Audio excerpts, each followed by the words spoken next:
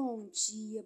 Hoje eu trago uma palavra do Senhor que está em Gênesis 26, a partir do versículo 1 até o 3.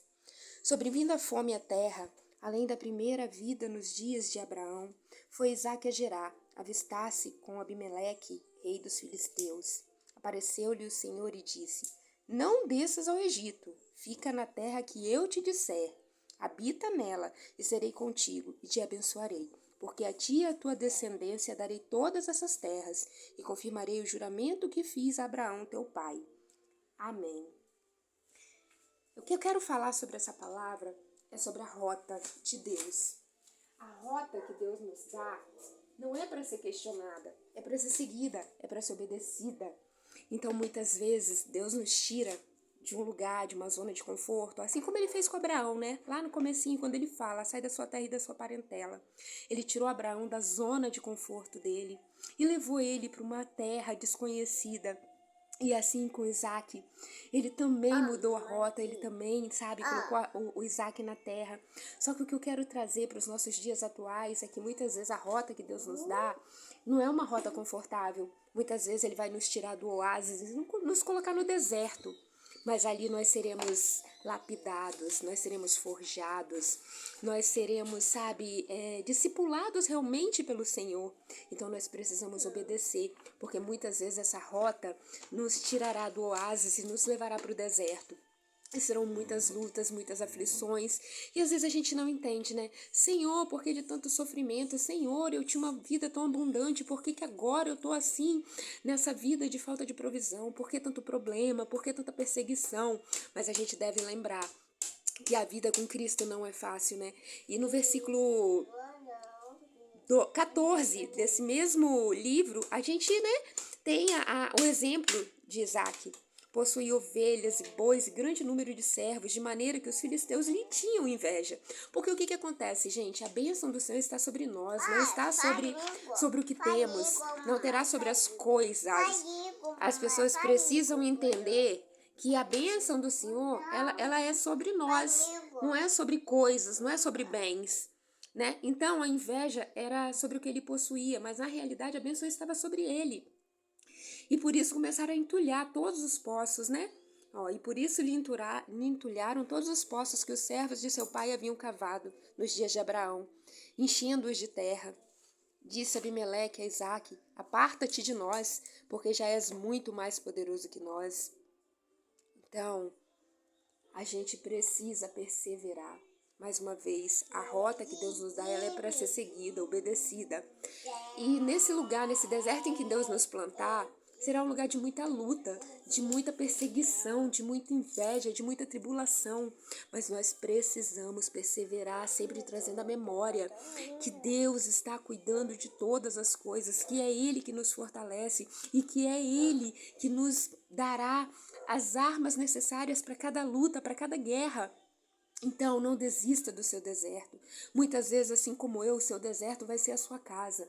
Eu, por exemplo, Deus me trouxe, Deus me tirou, como fez com Abraão, da minha parentela, e hoje Deus me trouxe para dentro da casa dos meus pais.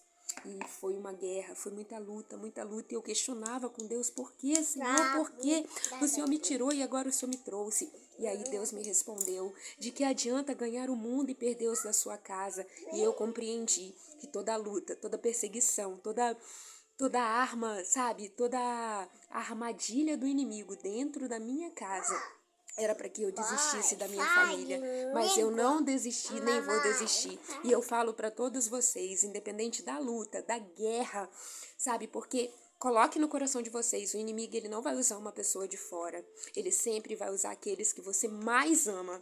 Então nós devemos sempre lembrar da palavra de Deus, a nossa luta não é contra carne e sangue. Então, quando os seus te ferirem, te magoarem, te prejudicarem, tentarem te destruir, olhe para eles com amor. Lembre que é o teu parente, é sangue do teu sangue, que está simplesmente sendo usado pelo inimigo. Então, ore, lute, brigue por eles, mas faça uma coisa muito importante. Peça a Deus para trazer sempre à memória aquilo que traz esperança. Lembre sempre dos melhores momentos que você viveu com essa pessoa, porque o amor vai inundar o seu coração e você não vai desistir dessa pessoa. Então eu deixo aqui essa reflexão, eu deixo aqui esse testemunho e eu posso afirmar para vocês que eu estou vencendo em Cristo Jesus aqui dentro. Muita oração, muita dedicação, muita entrega e eu estou vencendo porque o inimigo ele já é derrotado, a nossa vitória já foi decretada na cruz do Calvário.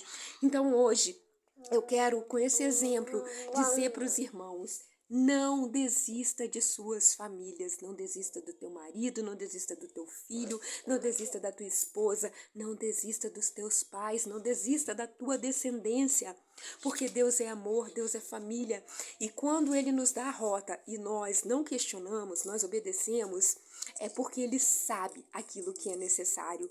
E também não brigue, não lute por aqueles que estão lá fora. Primeiro, lute, brigue, se entregue, doa-se pela sua família, que é o bem mais precioso. Amém? Louvado seja Deus, eu agradeço a Deus por essa palavra, que o Espírito Santo venha testificar essa palavra no coração de cada um. E em nome de Jesus, que muitas, que todas as famílias venham ser restauradas, resgatadas, que o amor venha prevalecer sobre todas as famílias desse mundo. É o pedido que eu faço ao Senhor em nome de Jesus, já agradecendo pela bênção de ter a minha família sendo restaurada, sendo abençoada e também clamando que em nome de Jesus, aonde esse vídeo chegar, aonde essa palavra alcançar, que as famílias também sejam resgatadas, restauradas e sejam cheias do amor de Cristo. Que em nome de Jesus a paz do amor que excede todo entendimento venha estar sobre todos nós. Não desista da sua família. Não desista, porque Deus nunca vai desistir de você. E família é bênção do Senhor. Lute, brigue, resista e vença em Cristo. Amém? Vai, quer deixar?